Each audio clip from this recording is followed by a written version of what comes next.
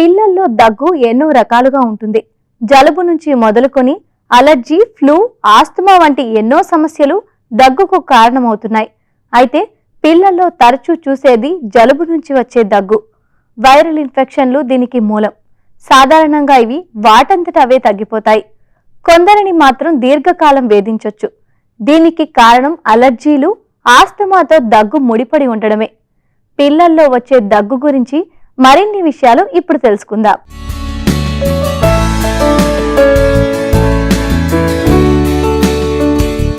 3 ఏళ్లలోపు వయసున్న పిల్లలకు బొంగరు దగ్గు వచ్చే అవకాశం ఎక్కువగా ఉంటుంది. ఇలాంటి దగ్గు హఠాత్తుగా అర్ధరాత్రి సమయంలో మొదలవుతుంది. దగ్గులో బొంగరు దగ్గు ఒక రకం. దీన్నే క్రూప్ అంటారు. దగ్గుతో పాటు గొంతు బొంగరు పోవడం దీనిలో ఉన్న ప్రత్యేకత. చిన్న పిల్లల్లో శ్వాసనాళం, శ్వాస మార్గాలు సన్నగా ఉంటాయి. ఇవి ఏమాత్రం ఉబ్బినా శ్వాస తీసుకున్నప్పుడల్లా కీచుమని చప్పుడు వస్తుంది. కొందరు పిల్లల్లో దగ్గుతో పాటు పిల్లి కూతలు, జ్వరం కూడా ఉండవచ్చు. మనసులోని భావాలను, బాధలను నోటితో చెప్పుకోలేని వారికి అవి దగ్గు రూపంలో బయటపడుతుంటాయి. వీరిలో ఉన్న మానసిక సమస్యను తగ్గిస్తే దగ్గు కూడా తగ్గుతుంది. అయితే సాధారణంగా వచ్చే దగ్గు, జలుబు వాటంతటా అవే తగ్గిపోతాయి. కానీ ఫ్లూ జ్వరంతో వచ్చే దగ్గు ప్రమాదకరంగా పరిణమించే అవకాశం ఉంది. పిల్లలకు సాధారణంగా వచ్చే సమస్యల్లో దగ్గు ఒకటి. దగ్గు అనేది ఏంటంటే ఒక ప్రొటెక్టివ్ ఫినామినా. అంటే మన శ్వాసకోశంలోకి ధూళి లాంటివి ఏదైనా పార్టికల్స్ వెళ్ళినప్పుడు మనం ఆ పార్టికల్ని ఎక్స్పెల్ చేయడానికి దగ్గనే ప్రక్రియను వాడుకొని మన ఆ పార్టికల్ని ఏదైతే డస్ట్ పార్టికల్ ఉందో, ఫారెన్ బాడీ ఉందో దాన్ని మనం ఎక్స్పెల్ చేయడానికి దగ్గుతాం అనమాట. సో అదే కాకుండా మనకి ఇంకా వేరే కారణాల వల్ల ఎప్పుడు దగ్గు వస్తుందంటే మన శ్వాసకోశంలో అంటే మన నోస్ దగ్గర తీసుకొని థ్రోట్లో కానీ, తర్వాత ఎయిర్వేస్లో కానీ, అంటే ఎయిర్వేస్లో మళ్ళీ మేజర్ ఎయిర్వేస్, తర్వాత స్మాలర్ ఎయిర్వేస్ అని ఉంటాయి, వాటిలో కానీ, లేదు లంగ్స్లో కానీ, లేదు లంగ్స్ బయట ఉన్న పొరలు అంటే ప్లూరా అంటాం వాటిని.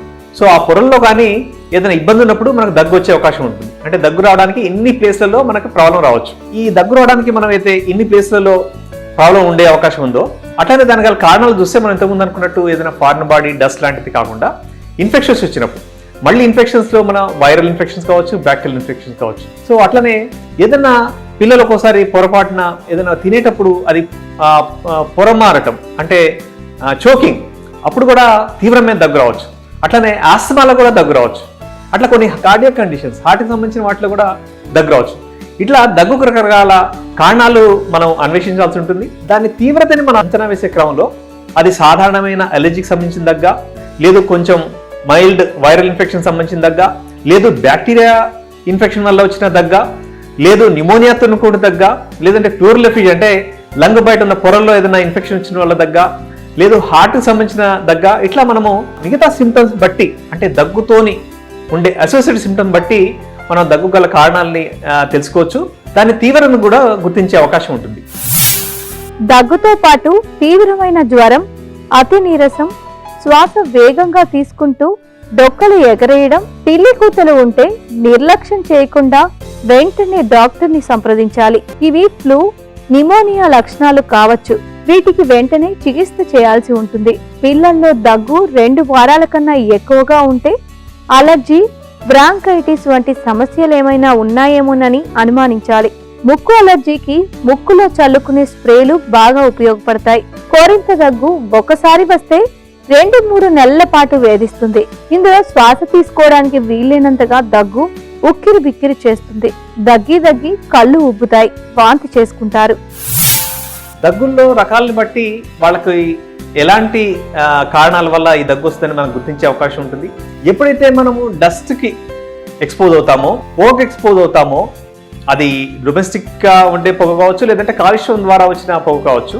సో ఎప్పుడైతే పొగకి ఎక్స్పోజ్ అవుతామో, లేదన్నా స్ట్రాంగ్ స్మెల్కి ఎక్స్పోజ్ అవుతామో, దీనివల్ల వచ్చిన దగ్గుని మనం ఎలర్జిక్ కఫ్గా, ఎలర్జీకి సంబంధించిన దగ్గుగా గుర్తించాలి. అంటే దుమ్ము, తర్వాత పొగ, సువాసన, ఇట్లాంటి వాటి వల్ల వచ్చే దగ్గు ఎలర్జిక్ దగ్గు ఉంటుంది అనమాట యూజువల్గా.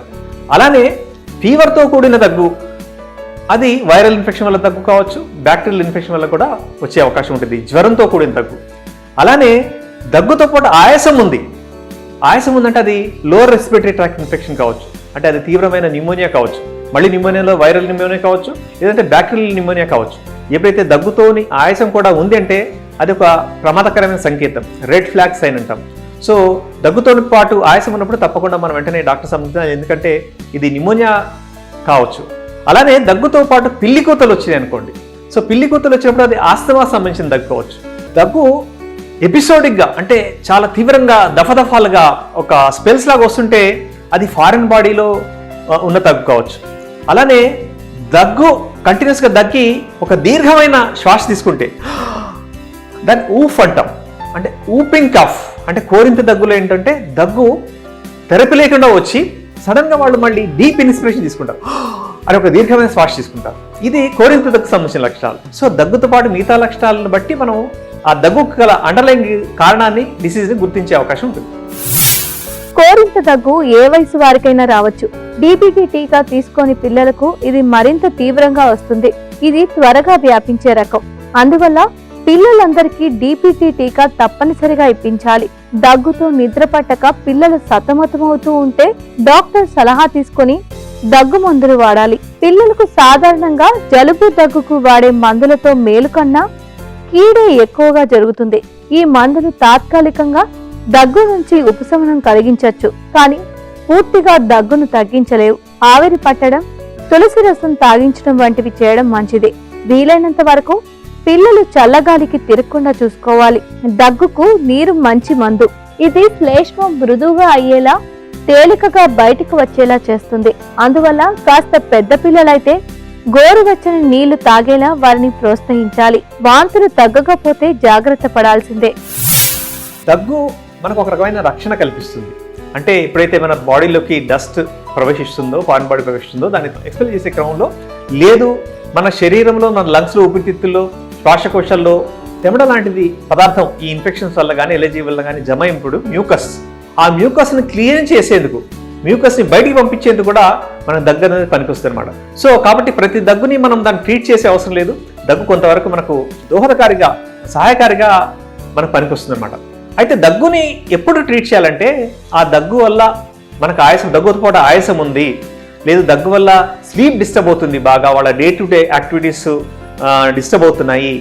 కొందరు పిల్లలు దగ్గి బాగా విపరీతంగా దగ్గి వామిట్ కూడా చేస్తారు, అంటే కడుపులో ఏం నిలవకుండా వాళ్ళకి డిహైడ్రేషన్ దారి తీసేంత తీవ్రమైన దగ్గున్నప్పుడు మనం అట్లాంటి దగ్గులకి మనం ట్రీట్మెంట్ ఇవ్వాల్సి వస్తుంది. సాధారణంగా నాన్ మెడికల్ మేనేజ్మెంట్ అనేది దగ్గులో చాలా కీలకమైన ప్రక్రియ. అంటే అది ఈజీగా, తర్వాత ఎలాంటి సైడ్ ఎఫెక్ట్స్ లేకుండా మనం దగ్గును ట్రీట్ చేసుకునే అవకాశం ఏదైనా ఉందంటే అది నేసల్ డ్రాప్స్ ద్వారా, అంటే నోస్లో వేసే సెలైన్ డ్రాప్స్ ద్వారా, లేదు ఆవిరి పట్టడం ద్వారా, లేదు గాగ్లింగ్ చేయడం ద్వారా. ఎందుకంటే థ్రోట్లో కూడా ఇరిటేషన్ ఉంటే కూడా దగ్గు వచ్చే అవకాశం ఉంటుంది.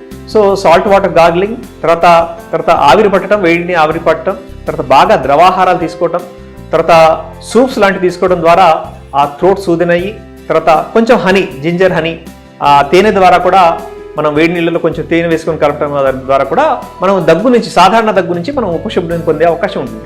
అట్లనే చిన్నపిల్లల్లో దగ్గుకి మనము మెడిసిన్ అవాయిడ్ చేయడమే మంచిది. మెడిసిన్ లేకుండా నోస్ డ్రాప్స్ ఇవ్వడం ద్వారా, తర్వాత మనం ఇంతకుముందు మాట్లాడుకున్న రెమెడీస్ ద్వారా, హోమ్ రెమెడీస్ ద్వారానే దగ్గును ట్రీట్ చేసుకోవాలి.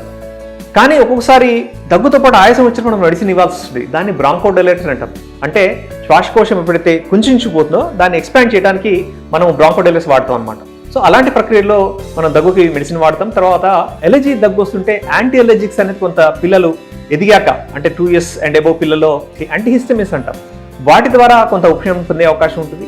తర్వాత ఈ దగ్గులో 3 రకాల మెడిసిన్స్ ఉంటాయి. ఒకటి యాంటీఎలర్జిక్ మెడిసిన్, తర్వాత రెండోది ఏంటంటే మ్యూకోలైటిక్స్, అంటే ఎప్పుడైతే ఫ్లెమ్ చాలా థిక్గా ఉందో దాన్ని డిజాల్వ్ చేయడానికి కొన్ని రకాల మందులు వాడతాం.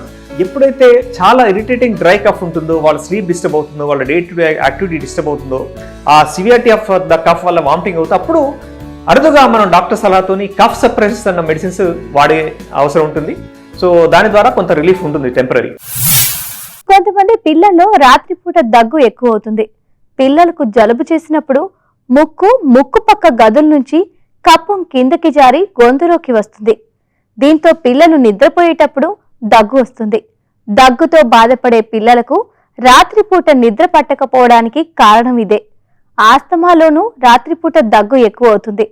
ఎందుకంటే శ్వాస మార్గాలు రాత్రిపూట అతిగా స్పందిస్తూ చికాకుకు గురవుతుంటాయి.